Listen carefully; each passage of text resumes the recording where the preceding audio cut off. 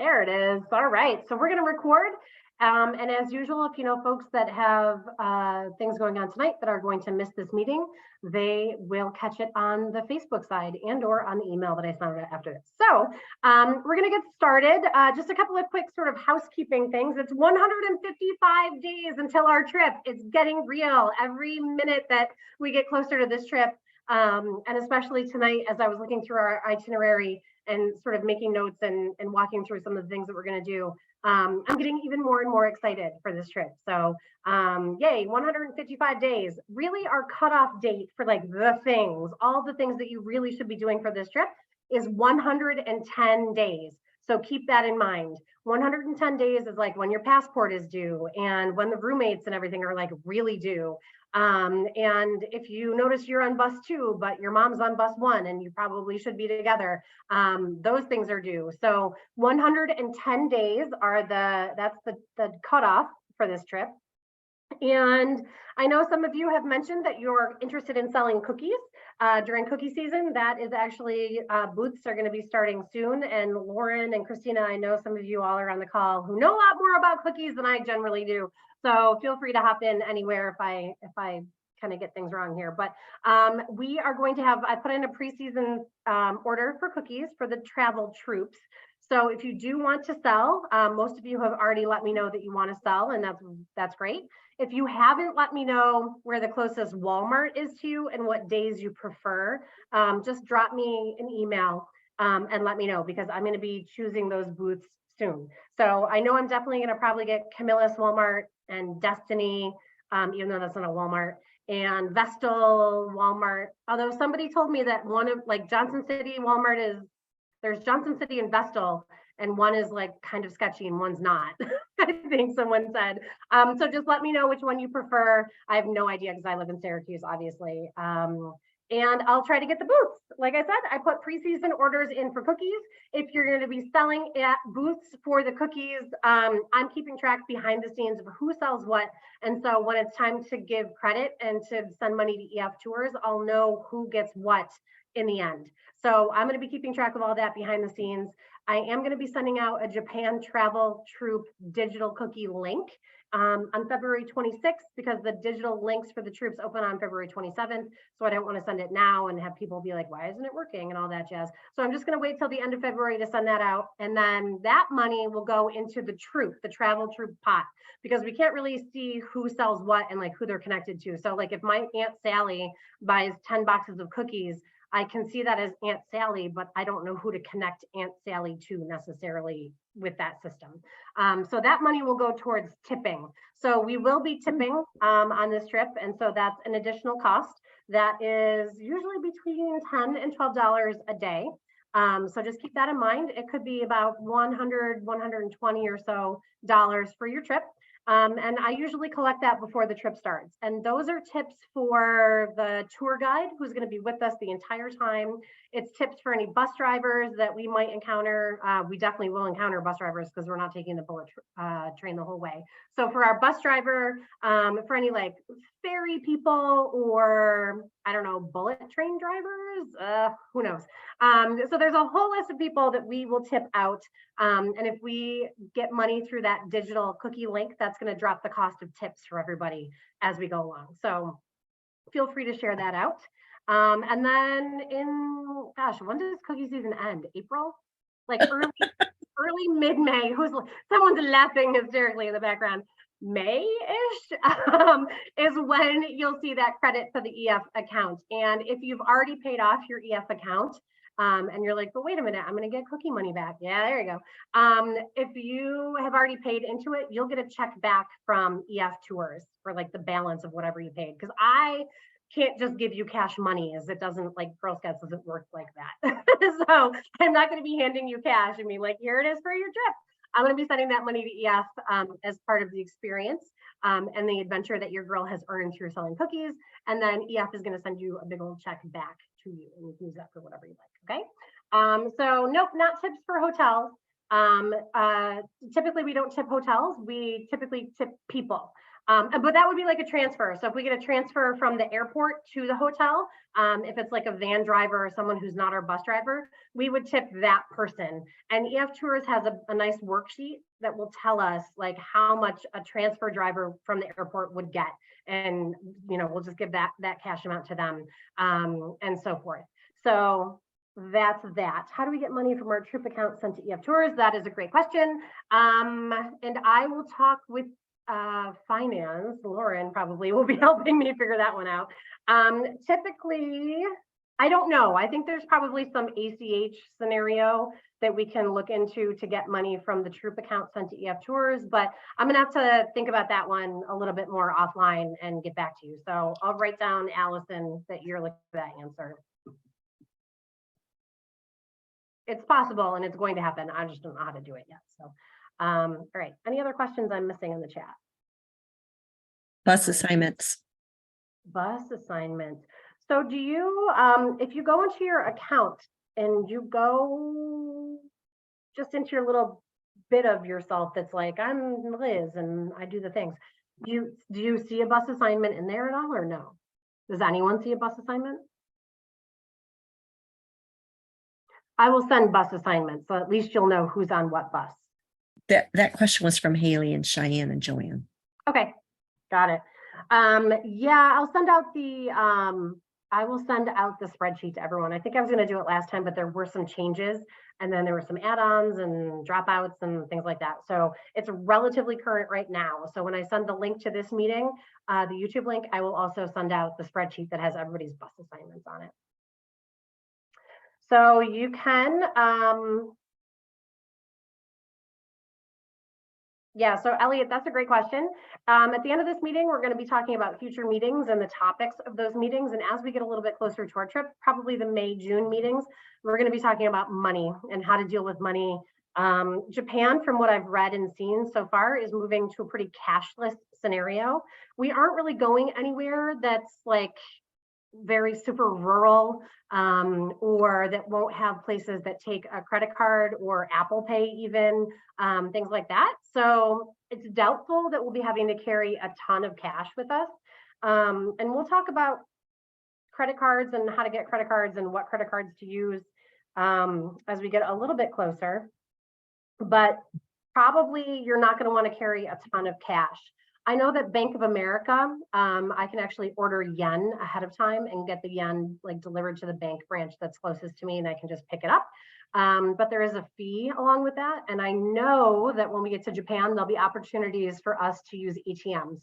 So I think that that might be a great plan as well. If you want cash on hand, using ATM in Japan, in the airport or wherever, when we get there is going to automatically convert to yen, so that yen will be coming out of the ATM and then you'll have it. All right. But we will be talking about credit cards that have like, you know, no fees for international and how to alert your bank and that sort of thing. Yeah, yen equivalent to like $100 is a lot, I think, of money. Yeah. It's a lot of yen. So that's a good point. Yes. Thank you, Christina, for replying to that. Credit cards work in other countries. They work the same as they do here. Basically, we just have to make sure that you use it before you go. So it's never a great idea to get a brand new credit card and activate it and then be like, hey, I'm going to use my credit card. And you don't know if it works in this country and then you go to another country. That's a really good way to get flagged for fraud and then have that credit card get shut down before you ever use it. So we'll talk a little bit more about that and debit cards as well. As we get a little bit closer.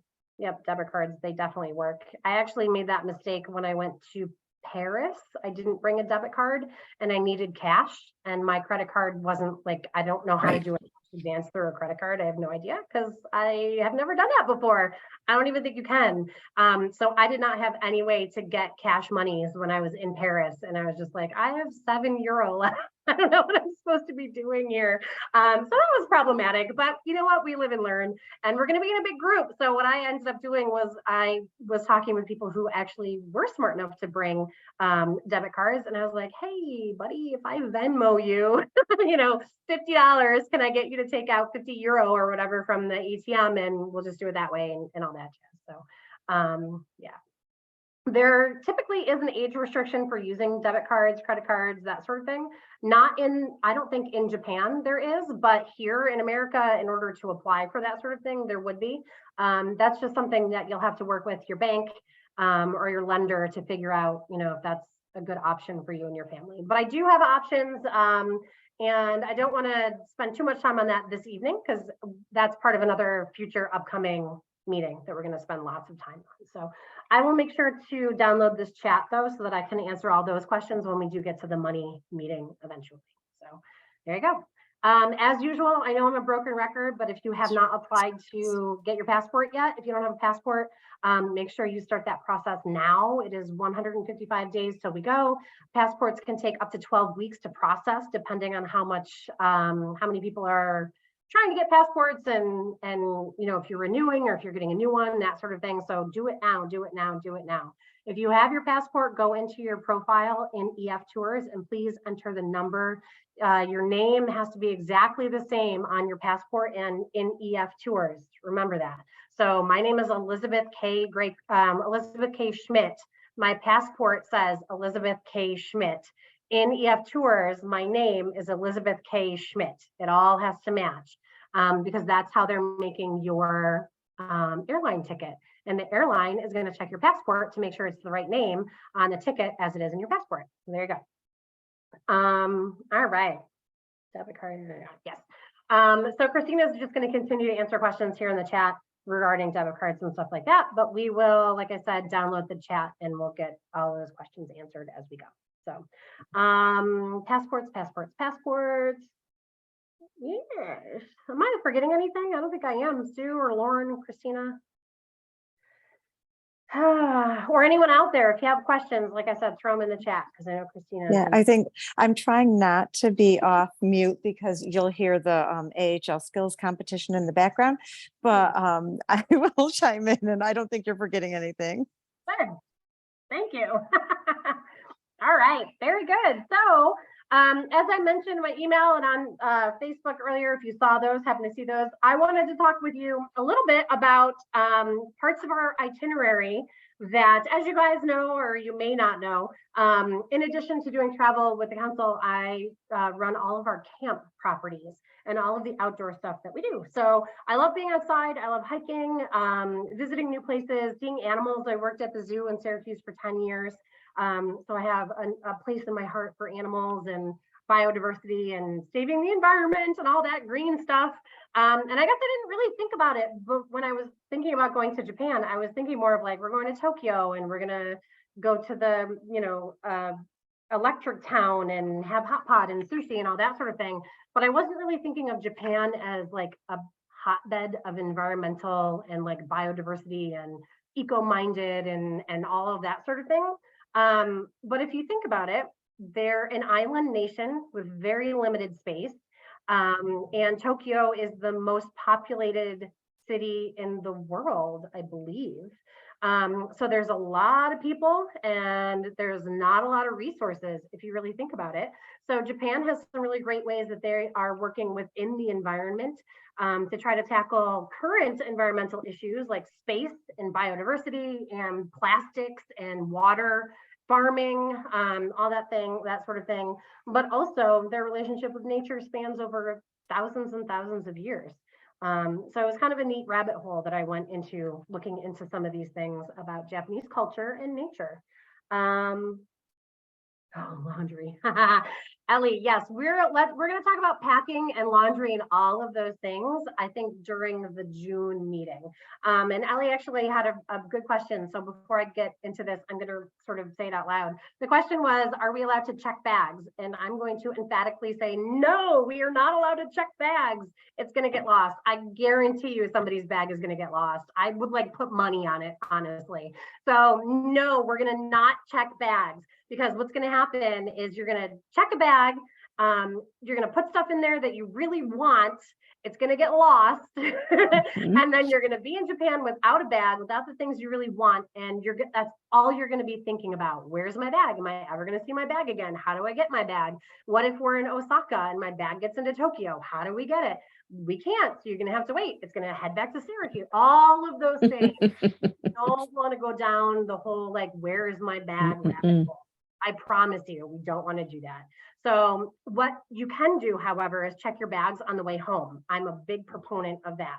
So what happened when I went to Italy and Greece this past summer with Girl Scouts was we had some folks actually purchase luggage in Italy. And so they bought a duffel bag, or they brought one that was flat that they had put in their carry-on, and they took it out and they're like, I'm going to load this full of souvenirs. And that they did. They just bought all of the things. And on the way home, it really doesn't matter when your bag gets home. It'll get home eventually, but usually there's not stuff in there that you really like need in order to live, like your underwear and like your sneakers and stuff. So you can check all the bags you want on the way home. It's probably going to be free because it's an international flight. You can check all your stuff and be super cool. But on the way there, we're not checking any bags. It's not going to happen. So we will definitely talk about that and how to pack as we get closer. I went to Italy and Greece for 12 days and I fit everything in my carry-on, and I can honestly tell you that I overpacked. I 100% did not wear a good 25% of the stuff that was in my carry-on. So lesson learned, we can do it. Fear not. I can see Lauren making a face.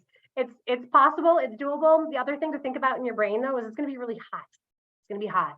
So you're not going to need to pack coats and sweatshirts and pants and leggings and things and socks and stuff like that, right? Well, socks maybe. So you're going to be packing things like camis and sundresses and maybe a bathing suit and things like that. You're not going to need all this heavy stuff that Syracuse and Central New York people typically carry along with them. They're just not. So anyways, I don't want to go down that hole. I want to talk about deer and shrines and stuff like that. So if you have any more questions, throw it in the chat and we'll try to get to them. But right now, I'm going to talk to you a little bit about some of the natural parts of what we're going to see in Japan. So let me bring this up real quick. Where are you? My PowerPoint. I made a very short, attractive PowerPoint for you. I'm one of those people that doesn't like a lot of words in the old PowerPoint because I don't think I'd rather see pictures of the things that we're going to be doing, right? All right, so let me try to find it here. I have a lot of tabs open. All right, so can you see that? I'm going to start this from the beginning. Here we go. All right. So Japanese culture and nature are the same. It's the same thing. Pretty much everything in their culture involves and or revolves around their relationship with nature. So I find this just very peaceful. I was super peaceful as I was walking through all the places we're going to go, and also getting super excited because I did not realize that we're going to a place with a lot of volcanoes. And that is intriguing to me. So we are just real quick going to talk about Shinto. If you know anything about the Japanese religion, it's kind of a mix between Shintoism and Buddhism. There's some Confucianism in there. But Shinto is the native religion of Japan. It was there before everything else. That's kind of how it started. And then it got influenced by things like Buddhism and Confucianism, which is why there are so many Buddhist shrines in Japan. And I think Christina is actually going to talk about Buddhist shrines at some point as we go through these meetings. So I'm not really going to talk about shrines, those Buddhist shrines and those types of things tonight, because what Japanese people who practice Shintoism believe is that the shrine is really the forest. It's the trees, it's the forest, it's the ocean, it's the wind. Shintoism focuses on kami, which are sort of the gods of Shinto, but not really. Kami can die, they can decompose, they can be reborn. Like I said, it's things like the rivers and the mountains and the wind and the trees and all of those things. And the power is how people interact with them. So it's kind of like, not really like Marvel, like superheroes kind of, but a little bit like that kind of, but not really. So the true shrines to Shinto, like I said, are the natural elements that we find around the man-made structures that we're going to see. So just something to keep in mind as we're traveling around Japan. There you go. There's a website that I've got at the very end of this little PowerPoint that if you have time, you should visit. It has like a billion YouTube videos, and all the YouTube videos that I play I've gotten from this website. And there are things like calligraphy and tea ceremonies, the art of the kimono and paper arts. There's any video that you want to see that involves something Japanese is there essentially. And there are tons of environmental ones as well. Aquaculture and biodiversity and bioplastics, terrace gardening. If you had learned about terrace gardening in high school and global, if you're in global history, I think, what is that, like 10th grade? You may have learned about terrace farming in Japan, and it's a great way to use space efficiently. So their entire culture and everything they do is built around their relationship with nature. And I just think that's super cool. I see the chat. Let me check here. Oh, you're still talking about carry on? Awesome. All right, I'm moving on though. So one of the first things that we're going to be visiting here is the Fuji Hakone Izu National Park. Japan has just kind of gotten on the national park bandwagon, and I think they've got about 230 national parks right now. So as we're looking at our itinerary, after we land in Tokyo and we do all those things there, the electric town, the hot pot dinner, all the shopping, the Pokemon, the Guretama, all of those things, we are headed out into the Fuji Hakone Izu National Park. So this is where we're going to be taking a trip on Lake Ashi, which is a caldera lake from Mount Hakone. Its last eruption was like 3,000 years ago. And after that eruption, Lake Ashi was formed in the caldera at the top of that mountain, which is something I did not realize. We're also going to be taking a cable car, which is terrifying and awesome as well. So the cable car goes up the side of a mountain. They were calling it a ropeway when I Googled this, and I did not like the sound of that. So I'm going to keep calling it a cable car. So we're going up the cable car, and apparently we're going to see some awesome views of Mount Fuji and sort of the landscape there from the top of this cable car, which I'm very excited about. And then last but not least, of course, Mount Fuji. So you can see in this picture that it's just absolutely gorgeous. There's symmetry involved with the mountain, which is why it's so symbolic to Japanese culture. It's not really part of a mountain range, which is kind of weird. It's just sort of there near Tokyo. It's a very symmetrical and beautiful mountain. And it's part of a lot of folklore and mythology and religion and history and culture and arts in Japan. I want to show you a video.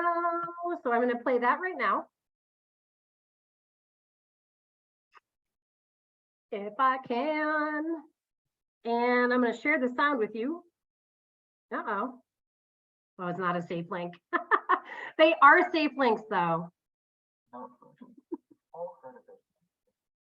Oh, can you hear it? You probably can't yet, can you? Hold on. Stop share. Okay. So I'm going to share my other screen. Let me make sure that you can hear it.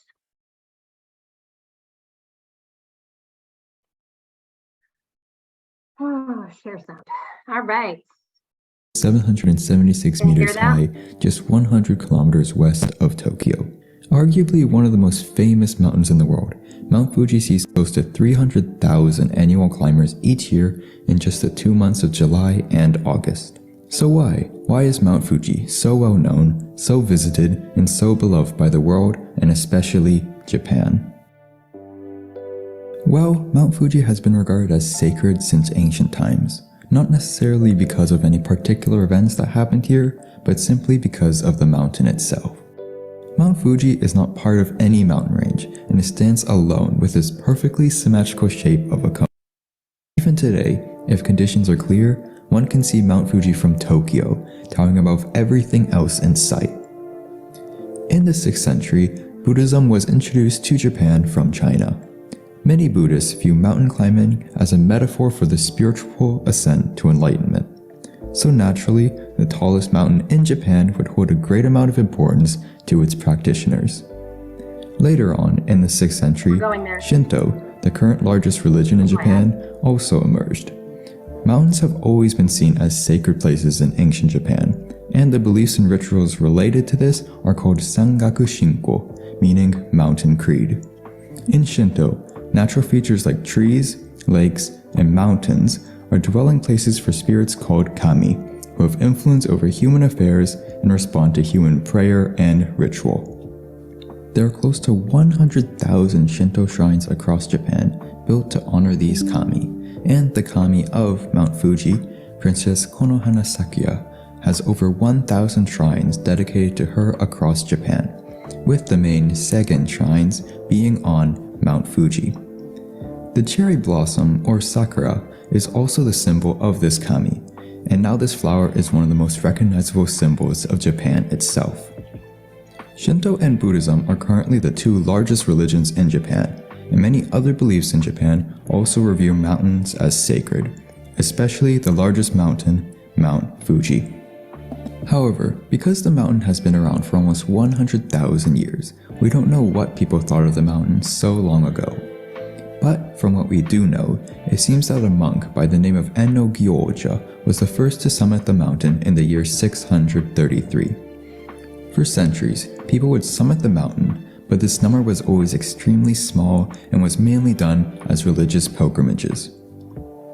As more and more people started climbing the mountain, two proper paths eventually opened during the Muromachi period, which made climbing the mountain much easier. Japanese people have always been fascinated by Mount Fuji, either for religious or simply aesthetic reasons. And as the mountain started becoming more accessible to more people, interest only continued to grow. This intrigue was especially seen during the Edo period, with its countless artists who began creating art dedicated to this specific mountain.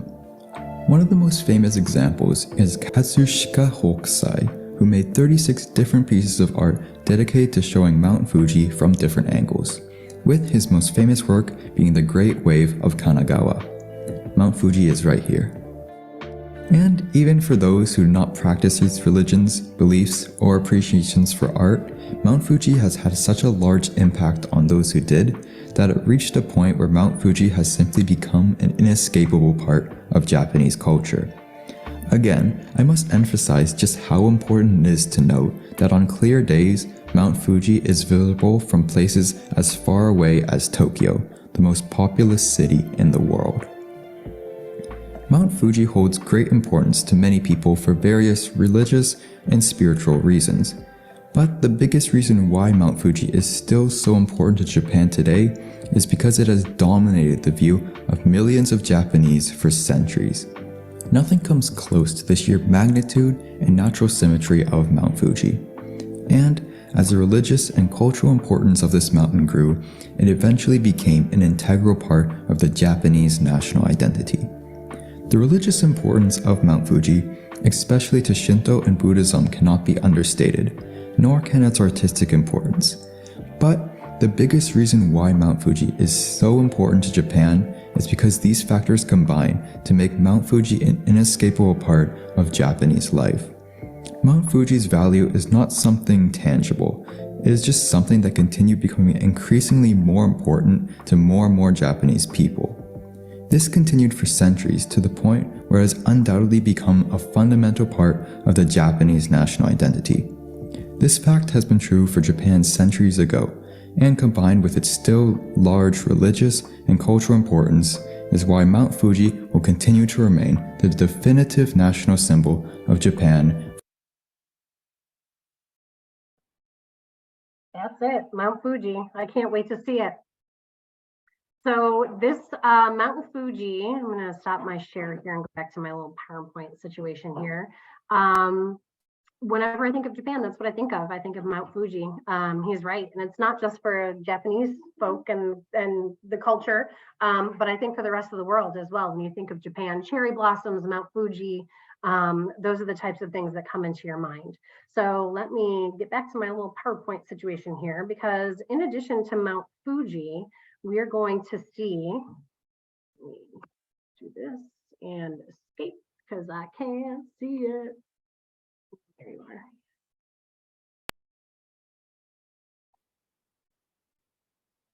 Please, can you see this PowerPoint again, or is it still the thing? Okay, good. Okay, here we go. So this is where we're going. This is after we leave Tokyo. We're traveling to Kamakura, to the Fuji Hakone-Izu region. We're going to a shrine first, and that is the shrine of Hachimangu, the guardian of samurai. I'm excited about that. But like I said, I'm not going to focus on the shrines so much today. Christina, I think, is going to touch base on those a little bit later. But I wanted to talk about the cruise on Lake Ashi and the free time in Owakudani. So Lake Ashi is there. You can see it, Ashinoko. And Owakudani is what I am looking forward to most, I think, because it's an explosion crater, but it's also like a town where there are shrines. There's a castle a little bit far north. I don't know if you can see that on the map, but it was created by a volcano 3,000 years ago, the last time that the volcano exploded. And apparently while we're visiting, you can smell the sulfur in the air, you can feel it, you can see the lava rocks.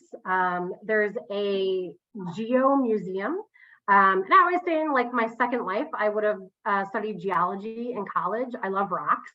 It's a weird thing to say, I guess, but I'm a big fan. And I cannot wait to see that. I was telling Christina possibly earlier this week, I've never been to a mountain before. And that's odd, right? Like I've been to the Adirondacks. Those aren't really mountains. I feel like they're more hills. Like I've never been to the Rocky Mountains. I have never been to a mountain. Has anyone out there been to mountains before? Rocky Mountains, the Alps. I flew over the Alps once. They looked tall, but I was above them, so I have no idea. Have you been to mountains? Tell me about your mountain experience. What mountains have you been to? The Rocky Mountains are the ones in North Carolina, right? Nope. Nope. Are there mountains in North Carolina? Like North Appalachians. Carolina, those are the. I think the Smoky Okay, Mountains. Yeah. The Smoky Mountains. Geology, not geography. Yeah, because so a few years ago we went during the last big eclipse we had. We went on a big trip for that since it was taking place on my birthday. And I remember we were driving up this mountain that I call it a mountain instead of like a hill because it was literally, we were driving on a 1-lane road that was going straight up. That's cool. That's pretty cool. A little bit scary, right? It was terrifying because there was no guardrail. It was a road that had pull-off sections every once in a while. Yeah. So those mountains, the Smoky Mountains, the ones that we are near, the Adirondacks, they're part of the Appalachian old mountains. So they're round, they're short, they're not super tall. The mountains in the west, the Rockies, are newer mountains. So they're craggly, they're huge, they're super tall, they're rocky, it's like cliffs and just pointiness and all of that sort of thing. So what I think we're going to be looking at in Japan is sort of, I don't know what it's going to be like because it's volcanic. Are the Rocky Mountains volcanic? They aren't really. Like Mount St. Helens is over there, right? I know that. But they don't look super craggly. They look conical. So I think we're going to be seeing some conical mountains. I've been thinking a lot about mountains over the last couple of days, obviously. But I'm wicked excited about visiting this sort of crater scenario here in Awakudani. And sort of checking this out and seeing what it's like, because I've never been to a volcano. I don't know many people who have actually been to a volcano, unless you've been to like Hawaii, because those are volcanic mountains, right? Japan and Hawaii and all those islands and Indonesia, all are the Ring of Fire over there. So I guess what I'm saying is I'm super excited to be visiting the Ring of Fire.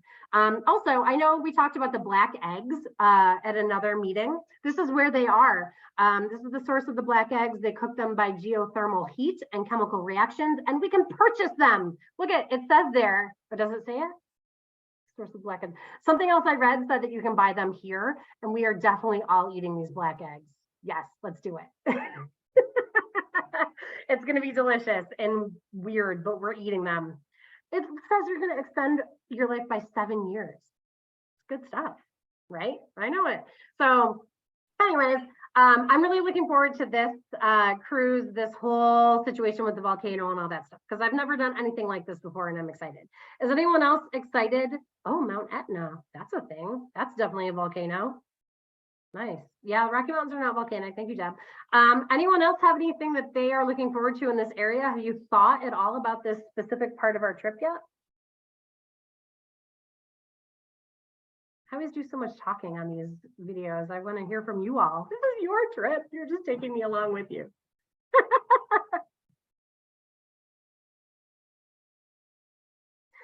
All right, I'll be excited for you then. If you want to put it in the chat. So I'm going to be like this the whole time we're on this trip, just FYI. So be okay with it. And then, like I said, there's some sort of castle up there. I think it's a little bit north. I don't know where it is. I don't know if it's on this map here. But it's a castle from the Edo area. And I believe that it was knocked over by an earthquake at some point, and then they rebuilt it and they restored it. So that should be pretty cool as well. Yeah, you know what, Ellie, I'm with you. The more I think about this trip, the more excited I am about all of these. So anyways, all right, so that's the Fuji volcanic belt. I guess I didn't realize how many volcanoes we were going to be like close encountering here, and I'm very excited about this. I might cry. I was telling Julie, my boss, the other day, I'm like, I think I might be weeping when I see this because I've never seen a volcano and I'm so excited. All right, moving on. The deer. I know I talk about this like literally every time we come, but I learned something very weird and interesting about these deer today, and I'm going to tell you about it. This is a picture of them. So they're doing this thing called shikadamari. Sounds right. So these deer, look at them. They go to this specific spot in this park every single day during the summer at 6:30 p.m. Wherever they are in the park, they walk over here and they all sit down. They do this and they just chill out for like a half an hour, and then they all stand up and walk away. It's a thing, and they have no idea how to explain it. And these deer just hang out. They sit there, they look at each other. I don't know, they just chill. They're literally there for 45 minutes tops, and then they all stand up and walk away. And the Japanese people have a name for it because it's such a weird phenomenon. Some people think that there's like vents. This is in front of like a museum that's there, and there's like air vents for air circulation. So they're like, well, maybe the deer are getting cool because there's vents there, but look at how packed they are. Like they're all hot and furry and like sitting on each other and stuff. So like they're defeating the purpose of sitting near the vent to get cool because they're all like laying on top of each other. I cannot wait for this. I'm going to touch so many deer. It's not even funny. I'm going to pet them all. Anyways, I have a video about this as well. I know, I'm very excited. I can't tell you because I'm going to get in trouble. There's deer that live near my house, and sometimes if I buy like fruits and veggies and I don't eat them and they go, I know I'm whispering, Lauren, because I think it's not legal. So if I have like apples that are like getting soft in my house or whatever, I'll throw them in my front yard, and whatever happens to come by and eat them, they eat them. You're not supposed to feed deer though, it's bad, and I'm pretty sure it's illegal, but Think of it as composting. It could be squirrels. It could be squirrels eating these things. I don't know. Okay, oh no, hold on. Previous. All right, hold on one second, and I'm going to show you this video of these deer and feeding them. Buy some crackers, we're going to feed the deer, and it's going to be amazing. Do I have to reshare, I wonder? Or can you see my video? Can you see that, or do I have to reshare? Reshare? Okay, please hold. There they are. Those cute little deers. I am sharing my sound. You in here? Nara is situated near to both Kyoto and Osaka. This was Japan's capital 1,300 years ago, before Kyoto became the capital. In the heart of the city lies Nara Park, with its many cultural treasures. The most famous of these is Todaiji Temple. This is a major draw for tourists who flock here to see its gigantic 15-meter tall statue of the Buddha.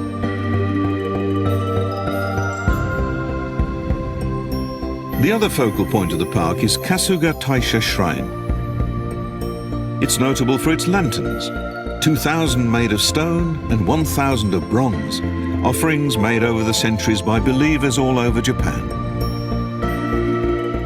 The lanterns are only lit twice a year, transforming the shrine precincts into a fantastical scene.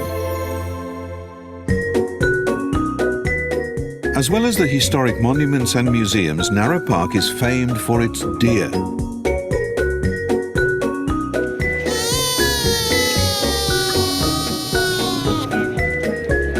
These deer are completely accustomed to humans and fearless about wandering through the crowds. They don't mind being petted at all.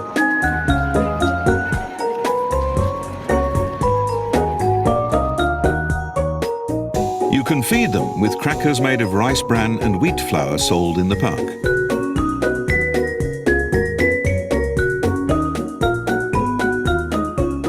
Somehow these deer have learned to politely make a bow before accepting food.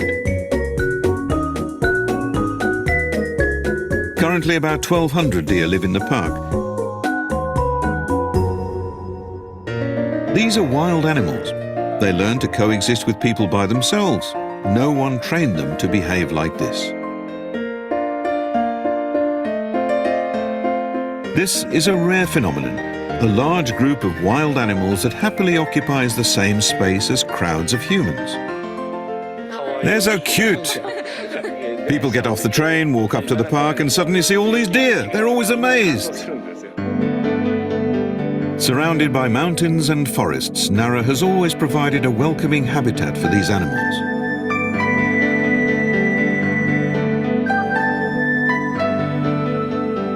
After Kasuga Taisha Shrine was built in the 8th century, the legend grew that the deer were messengers from the gods.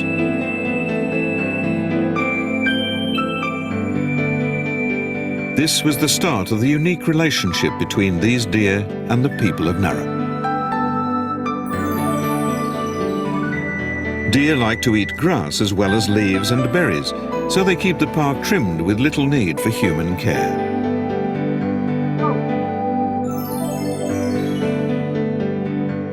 Deer droppings break down to become fertilizer for the park's trees.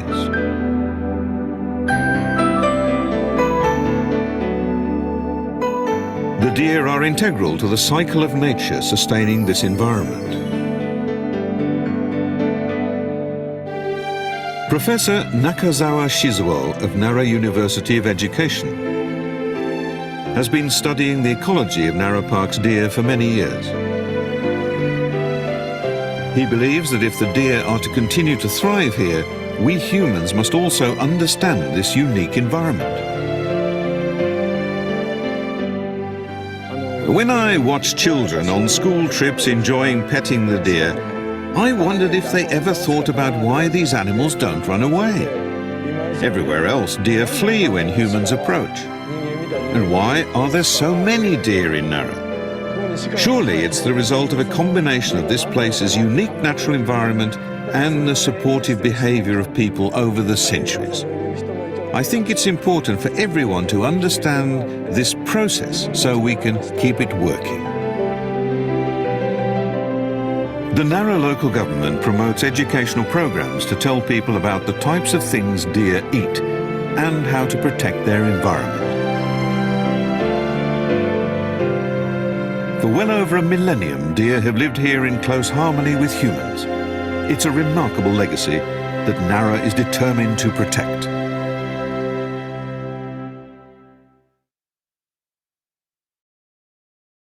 That's it. That's the deer. Uh-oh. Oh no, I moved into another video.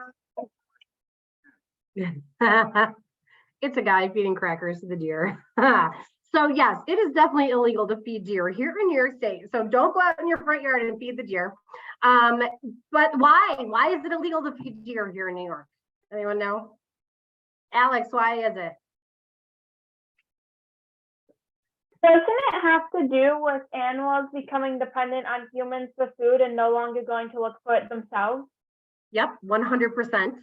Most of the things that people feed the deer are really bad for them. People tend to feed them corn, and corn is not great for deer digestive tracts. They don't eat corn naturally in the wild. They eat like grasses and things like that. So it's not great for them. Additionally, it brings deer towards people, and they get hit by cars, and they actually definitely eat my rhododendrons out front. So those kinds of things.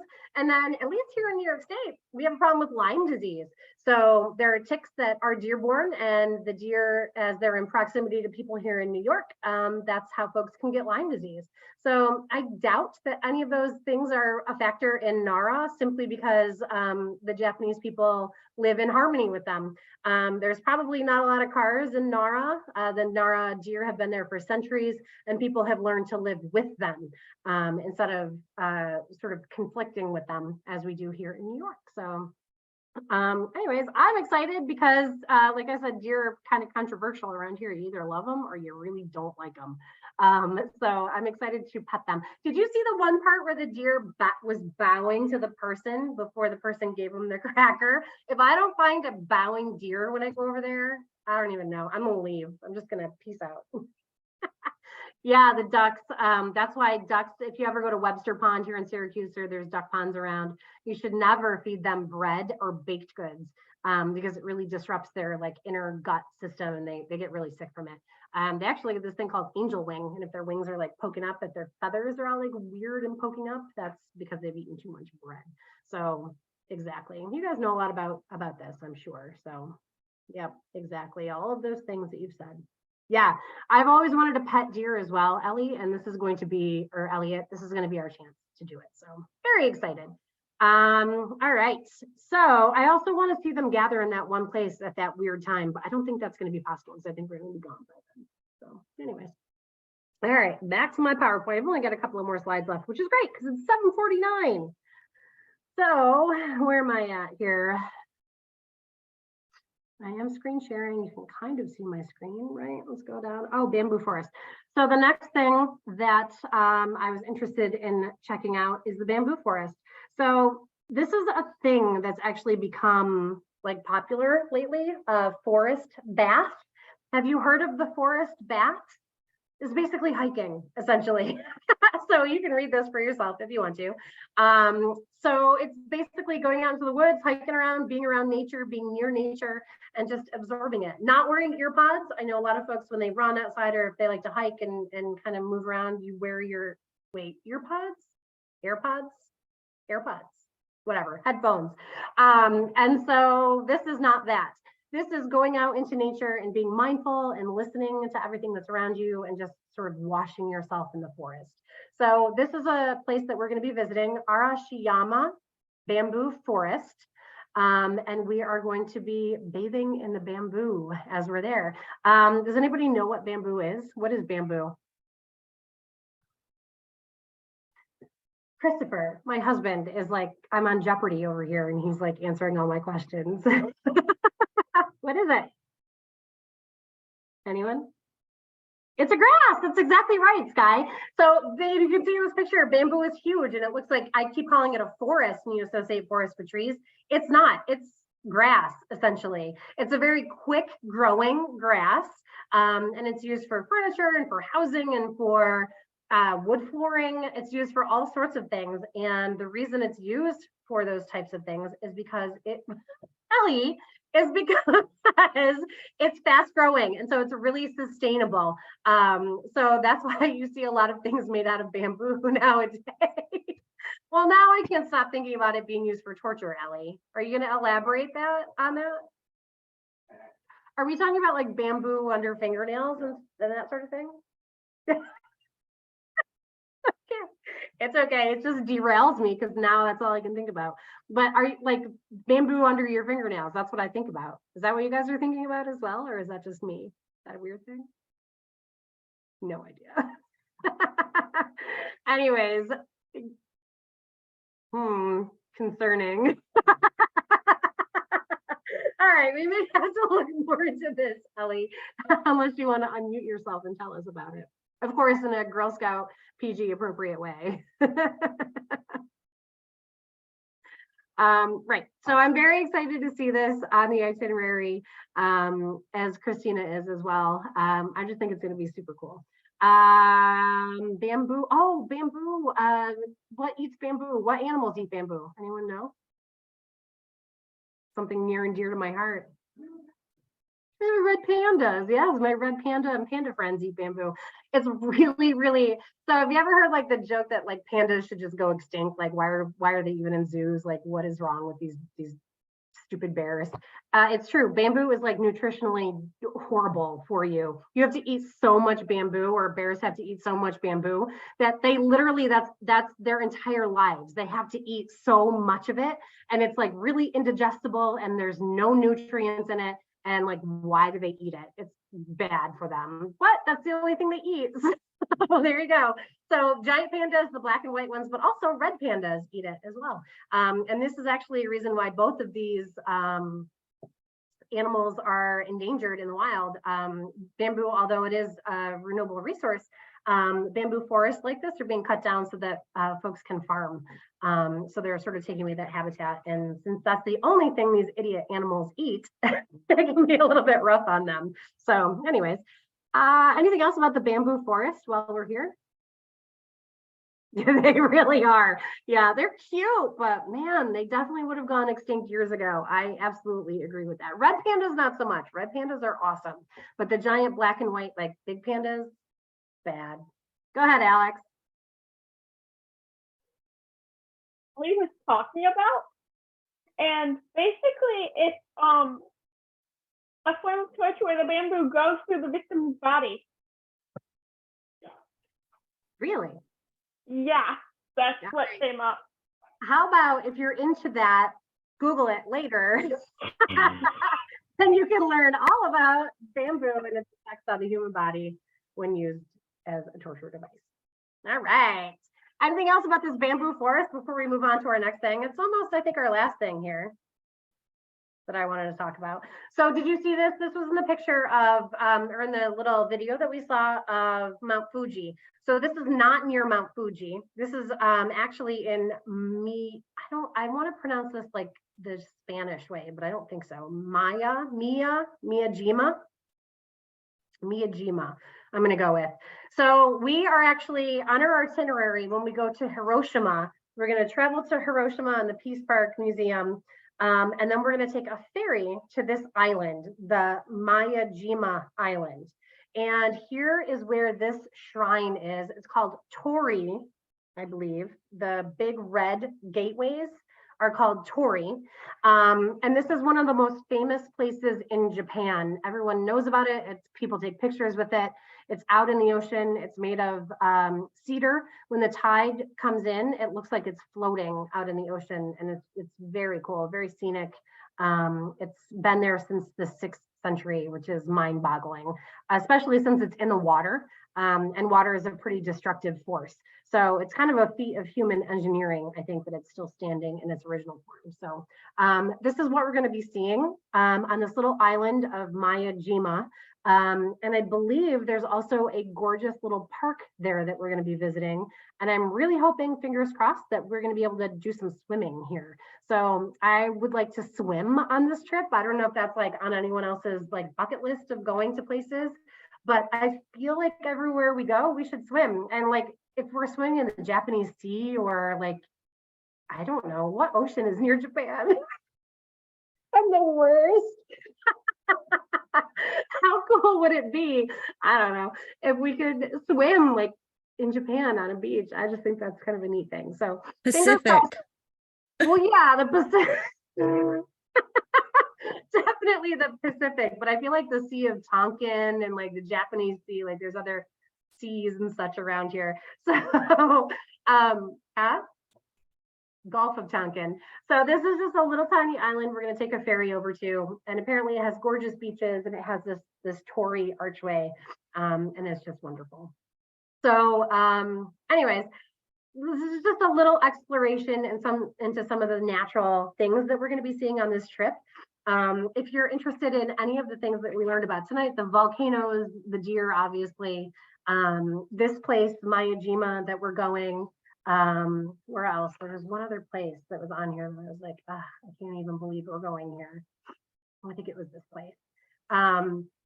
Feel free to Google. I'm going to right now, actually.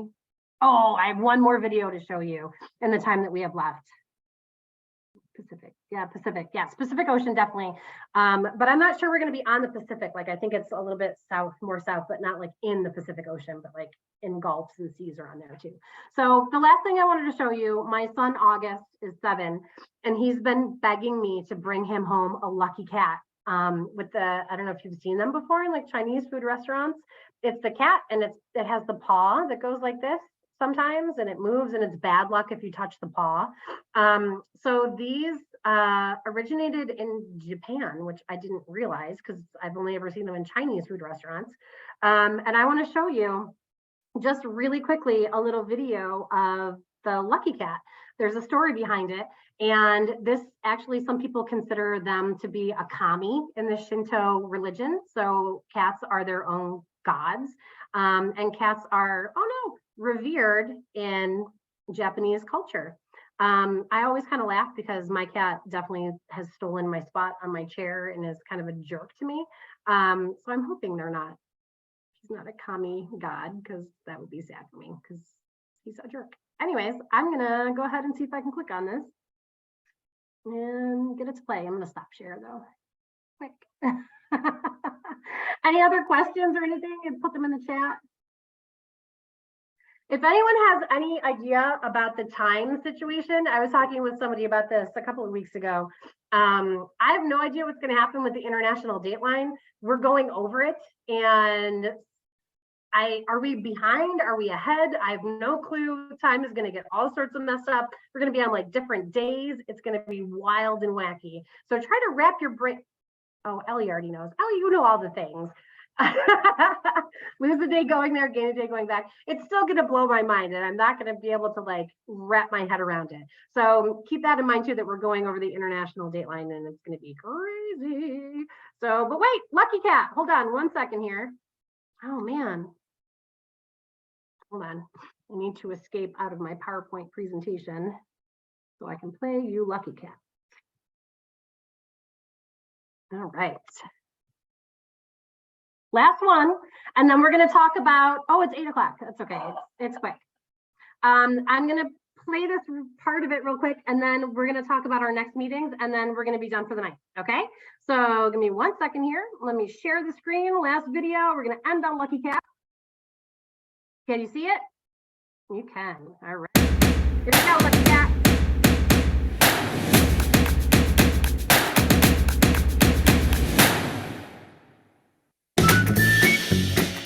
The famous lucky cat. In Japanese, it's actually called beckoning cat. Beckoning with its right paw, it attracts wealth, while the left brings business. You'll see them decorating both homes and shops.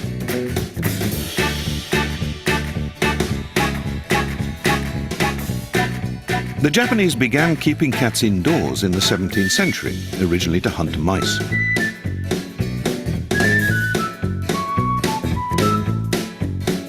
Gradually, they became the much-loved pets they are today.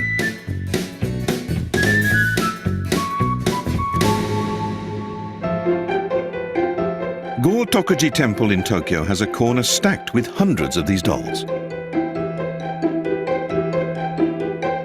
The legend of the lucky cat started in this temple, so people put the dolls here to wish for good fortune.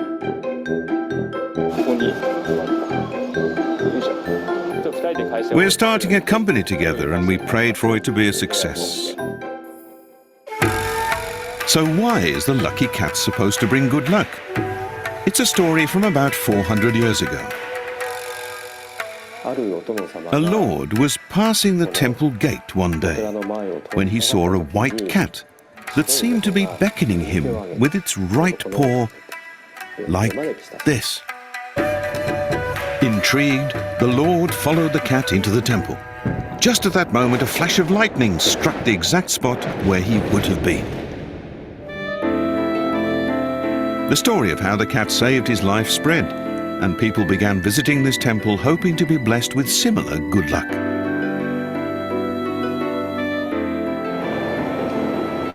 A train line passes close by the temple. One of the trains painted in lucky cat designs runs on a random schedule, so it's considered to be good luck if you catch it.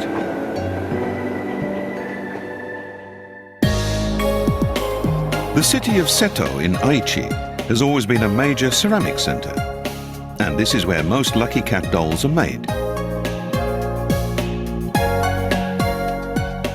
This unusual Seto museum hosts a collection of about 5,000 lucky cat ornaments from all over Japan. Most are ceramic, but there are paper ones too. They feature many types of expression and unique regional designs.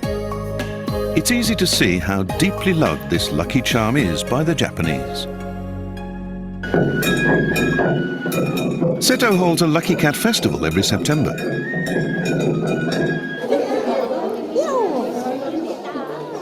It's an occasion for the whole city to dress up as cats.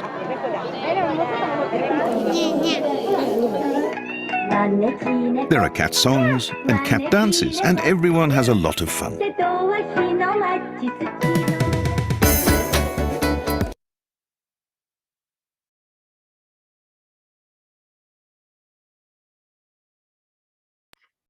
I just wanted to show you Lucky Cat real quick because I didn't realize that had originated in Japan, and hopefully I'll be able to find some lucky cats when I go over there and bring them, or beckoning cat, I should say, beckoning cats, and bring them home with me.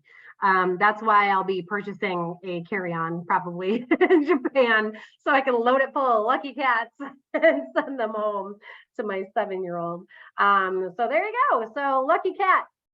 Let me bring this back up one final time before we call it quits for the night here and talk about our next meetings. So our next meetings, oh my goodness. Current slide, Lucky Cat, is March 5th at 7 p.m. So yay! And my good friend Lauren is on the call. You can see her down there. She's going to be one of our chaperones for this trip. And she is a Disney World person, Disneyland person. Much like I've never been to an actual mountain, I have also never been to Disneyland World, whatever, never in my life. So I don't know anything about it, which is why Lauren, who is a Disney person, an expert, if you will, is going to be talking to us all about Disney next meeting. So bring all your goals. If you have looked into Disney in Tokyo, if you know what's there, I think there's Splash Mountain, even though they closed the one here, I believe it's still there over in Tokyo. So it's probably going to be big. It's probably going to be crowded, much like Disney is here in the US. And if you have been and you know what you want to see, bring those goals with you next meeting and we'll talk about it. This is one of those things where I don't think we should show up and just be like, okay, what are we going to do now? We should probably have a plan of attack, and especially know what people want to see, what if you want to go on rides, if you want to eat things, if you want to just walk around, if you need to see Minnie Mouse in Tokyo. Those types of things are things that we can talk about and we should talk about and have a plan, because we're going to have limited time. And this is also something that our tour guide, when we have our tour guide get introduced to us, we can bring a list and say, hey, listen, these are all the things that we are hoping to do while we're in Tokyo Disney. Help us do them. So Lauren is going to be taking it away next meeting. Lauren, is there anything special we should know about our next meeting? No, it's going to be it's their 40th anniversary too when we're there. Amazing. So, Yes, it's going to be fun. It's going to be a lot easier than one in the States because there's how many different parks in Disney World? 4 at least. So at least we just stay in one park and just hoof it all over and come up with a good plan. It'll be fun. Great. Hey, there just is one suggestion. I've gone to Disney a couple of times.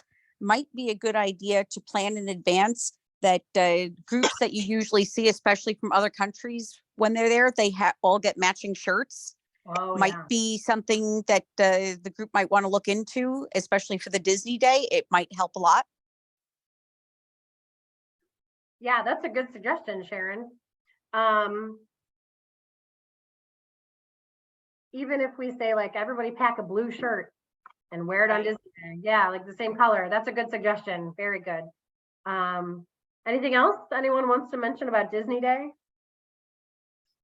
All right, so bring all your questions, all your comments, all your things, anything that you want to do or see. You are welcome to bring them next meeting. So that's March 5th, 7 p.m. Same link that I shared today, but I'll also put it back in the Facebook and on the email before the meeting.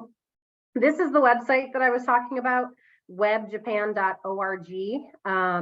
It has all the videos that I've been showing you, links to YouTube videos about pretty much everything you'd ever want to know or see about Japan. So feel free to visit there and watch videos at your leisure. All right, last but not least, our next meetings. We talked about March already. April, what's up with all the Buddhas? That's going to be Christina. She's going to be talking about some shrines and Buddhas and why we're going to be seeing so many and what they mean to Japanese culture while we're there. At the main meeting, we're going to be talking about trip updates as we get closer. Obviously, we're going to get flight information and hotel information and all the stuff that we're going to need to go on our trip. So that is typically May, June. So if we don't have it in the May meeting, we'll definitely get it in the June meeting. But I'd love to learn a little bit more about anime and manga and Pokemon, all of those things. I have no idea. My kiddos have a bunch of Pokemon cards here. I know there's one Slowpoke, is that his name? And he's round and blue and delightful.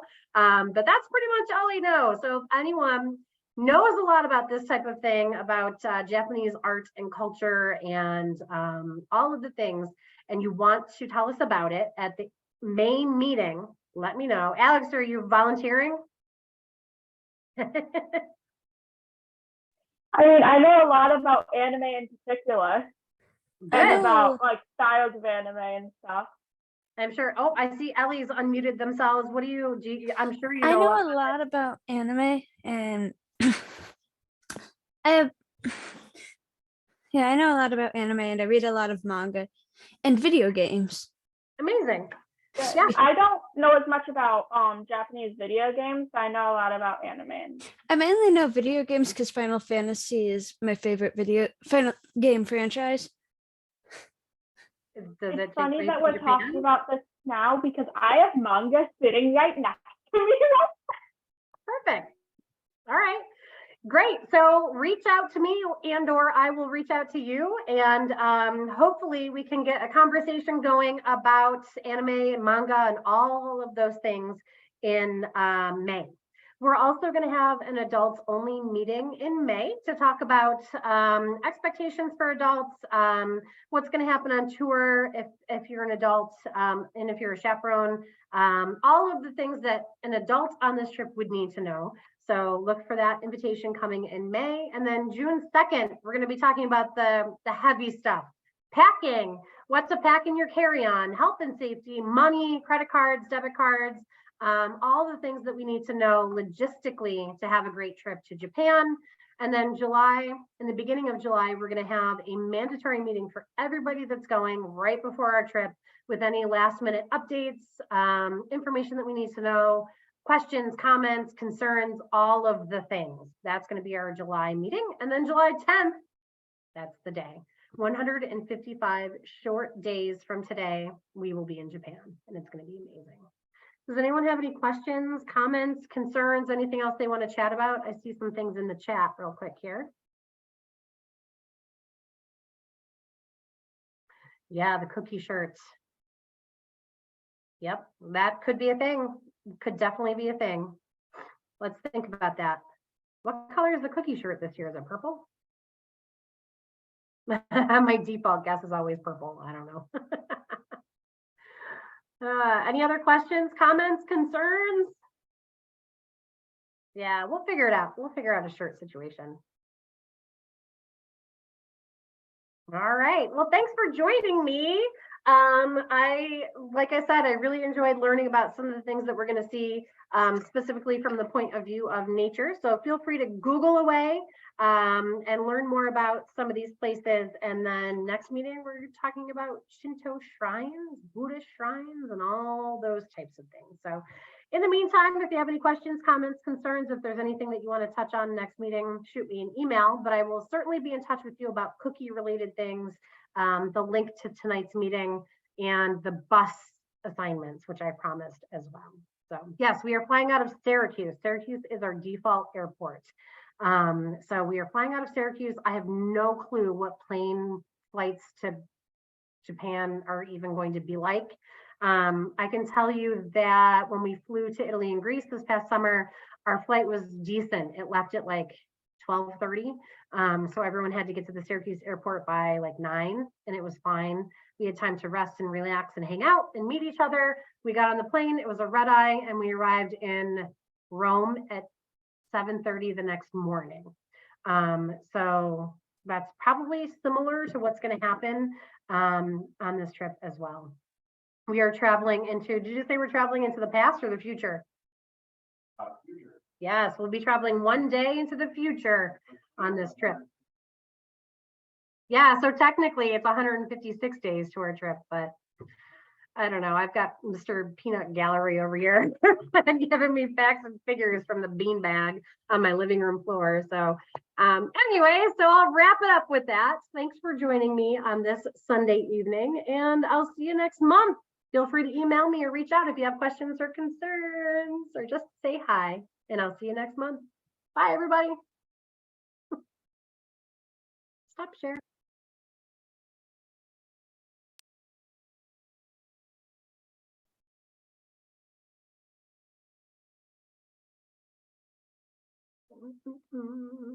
Uh-oh. Gotta download my chat.